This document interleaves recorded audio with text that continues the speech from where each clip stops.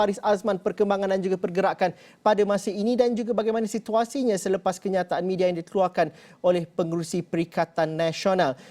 Saya rasa berbaki lebih kurang 20 minit sebelum kumpulan terakhir ahli-ahli parlimen yang dipanggil menghadap hari ini bakal menghadap yang di Pertuan Agong. Bagaimana kita memahami dan juga meneliti naratif yang diberikan oleh pengerusi Perikatan Nasional Tan Sri Muhyiddin Yassin ini, Faris, dan juga pergerakan di Istana Negara? Terima kasih Zul. Pergerakan yang terkini sebenarnya pada jam 3.53 petang, di mana bas yang membawa masuk awal petang ataupun awal tengah hari tadi membawa masuk ahli parlimen PAS telah pun dilihat keluar meninggalkan Istana Negara. Dan selepas itu ada sebuah bas yang kosong. Kita fahamkan bahawa ahli parlimen yang sebelum ini menaiki bas telah pun pulang dengan kenderaan pribadi mereka. Tetapi menumpukan kepada soalan yang dikatakan oleh Zul sendiri mengenai dengan kenyataan pengerusi Perikatan Nasional sebentar tadi, juga apa dikatakan oleh ahli parlimen Pontian yang juga merupakan Setiausaha Agung UMNO, Datuk Seri Ahmad Mazlan, mengatakan bahawa dalam pertemuan di antara ahli-ahli parlimen hari ini di Istana Negara tidak dibincangkan mengenai dengan pembentukan kabinet ataupun kerajaan baru. Apa yang dijelaskan oleh Datuk Seri Ahmad Mazlan adalah fokus kepada sokongan kepada ahli parlimen Bera yang juga Naib Presiden UMNO, Datuk Seri Ismail Sabri Yaakob. Sudah tentu dengan apa yang dikatakan dalam kenyataan pengerusi PN sebentar tadi, Tan Sri Muhyiddin Yassin yang juga merupakan Perdana Menteri sementara, bahawa sokongan bersyarat diberikan kepada ahli parlimen Bera dengan seperti mana yang dibacakan oleh Zul sendiri, di mana yang berjawatan ataupun yang akan dilantik adalah yang berintegriti dan sudah tentu tidak bersih daripada kes-kes mahkamah dan sebagainya. Itu antara yang akan kami tumpukan dan mungkin ada ahli-ahli parlimen UMNO yang akan keluar. Kami akan bertanyakan dan mendapatkan reaksi mengenai dengan kenyataan pengerusi PN Tan Sri Muhyiddin Yassin ini. Tetapi apa-apa pun ketika ini mungkin agak sukar untuk saya dapatkan, hanya menunggu sahaja siapa sahaja kelibat ahli parlimen UMNO yang keluar akan saya tujukan soalan itu kepada mereka sebenarnya, Zul. Itu yang dapat saya bawakan di Istana Negara, Zul. Tapi dalam situasi lain juga menerusi kenyataan oleh Tan Sri Muhyiddin Yassin, pengerusi Perikatan Nasional ini juga jelas bahawa angka majoriti mudah untuk pemilihan seorang Perdana Menteri itu sudah diketahui dan sudah kita dapat bayangannya.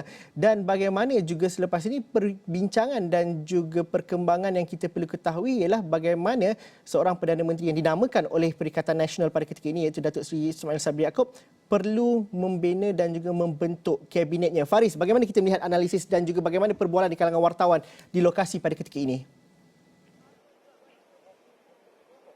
Baik, sudah tentu sebenarnya apa dikatakan oleh pengerusi PN sendiri Tan Sri Muhyiddin Yassin, dan kita melihat bahawa yang akan calon pilihan ketika ini adalah mantan Timbalan Perdana Menteri iaitu Datuk Seri Ismail Sabri Yaakob. Sudah tentu dengan adanya syarat yang telah dikenakan kepada Datuk Seri Ismail Sabri Yaakob sebagai Perdana Menteri yang ke-9 seperti mana yang kita katakan dalam kenyataan media oleh Tan Sri Muhyiddin Yassin, cakap-cakap di sini sudah tentu adakah kesemua ataupun syarat itu akan bagaimana reaksi sebenarnya daripada pihak UMNO dan bagaimana penerimaan Datuk Seri Ismail Sabri mengenai dengan syarat itu, adakah ia telah pun boleh katakan dibincang sebelum ini ataupun ia adalah syarat baru dan sebagainya. Itu persoalan yang mungkin kita akan jangkakan terdapat juga kenyataan-kenyataan media daripada parti-parti yang menyokong Datuk Seri Ismail Sabri, terutamanya UMNO sendiri. Mungkin daripada Presiden UMNO sendiri, Datuk Seri Ahmad Zahid Hamidi, juga akan kita jangkakan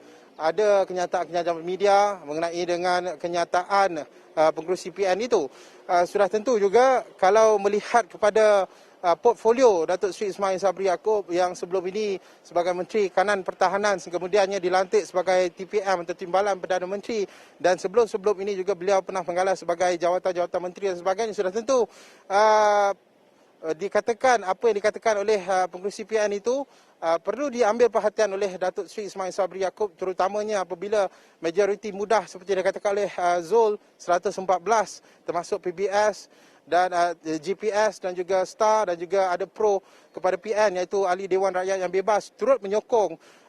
Kalau kita lihat kepada angka-angka itu juga, mungkin itu juga memberi satu isyarat juga kepada Datuk Seri Ismail Sabri untuk melihat semula dan mungkin perancangan-perancangan yang mungkin akan dimaklumkan dalam masa-masa terdekat apa sebenarnya perancangan beliau dan bagaimana dengan jemaah kabinet dan siapa yang akan dilantik dalam jemaah kabinet, senarai jemaah kabinet dan sebagainya. Itu yang akan kita harapkan dan kita boleh lihat dalam masa-masa yang akan datang susulan dengan kenyataan Perikatan Nasional ataupun Pengerusi PN Tan Sri Muhyiddin Yassin. Sudah tentu kita masih lagi menantikan sebarang reaksi daripada ahli-ahli parlimen ataupun daripada parti-parti politik terutamanya UMNO mengenai dengan apa yang dikatakan oleh Tan Sri Muhyiddin Yassin. Zul. Terima kasih Faris Azman atas perkembangan itu. Sekiranya ada ahli-ahli parlimen yang berhenti dan juga memberikan kenyataan media kepada pihak media, Faris Azman bagi tahu rakan-rakan di PCR untuk kita terus bersiaran langsung bersama dengan Faris Azman yang kini berada di Istana Negara.